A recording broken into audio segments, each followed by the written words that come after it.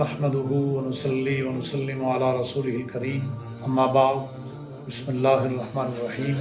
سرکار دو عالم صلی اللہ تعالیٰ علیہ وسلم کی زندگی ہمارے لیے مشعل راہ ہے اور آپ کی سیرت طیبہ ہمارے لیے نمونہ حیات ہے۔ اس سال اس بات کو اجاگر کرنے کے لیے، اس کی اہمیت کو واضح کرنے کے لیے حکومت پاکستان وزارت مذہبی امور نے سیرت النبی صلی اللہ علیہ وسلم کی ضمن میں جو کانفرنس رکھی ہے، اس کا موضوع ہی ریاست کا نظام تعلیم سیرت النبی صلی اللہ علیہ وسلم کی روشنی میں۔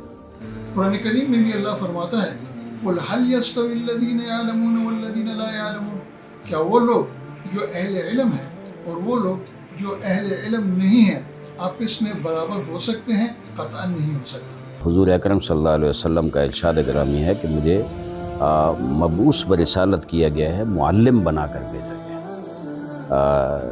انسانوں کی تربیت، جوانوں کی تربیت، نوجوانوں کی تربیت، اس کے لیے مجھے بھیجا گیا ہے۔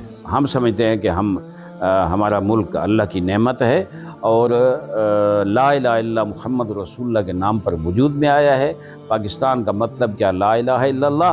ہماری ریاستی نظام میں جو تعلیم ہے وہ اگر سیرت النبی سب ریاستی نظام حضور کی سیرت کی روشنی میں ہوگا، لیکن جو نظام تعلیم ہے اب وہ بہت زیادہ اہمیت رکھتا ہے، جو حضور اکرم صلی اللہ علیہ وسلم نے اپنی زندگی میں تعلیم کو پھیلانے کے لیے اور عام کرنے کے لیے جو جد و جہد کی، اس کو ہمیں مد نظر رکھنا ہوگا۔ جنگوں میں جو دشمن کے قیدی ہوتے تھے، جس وقت وہ آتے تھے تو ان پہ کچھ جزیہ ہوتا تھا یا جو ہوتا تھا ان کو وہ معاف کیا جاتا تھا، اس شرط کے ساتھ کہ ایک قیدی ہمارے اتنے صحابہ کرام کو یا اتنے مسلمانوں کو جو ہے وہ تعلیم دے۔ آپ نے برہمنیت، یہودیت اور عیسائیت کی تعلیمی جاگیرداروں کا خاتمہ کیا اور مسلمانوں کے لیے تعلیم عام کرتے ہوئے فرمایا طلب العلم فریضۃ علی کل مسلم، کہ علم کا حصول ہر مسلمان پر فرض ہے۔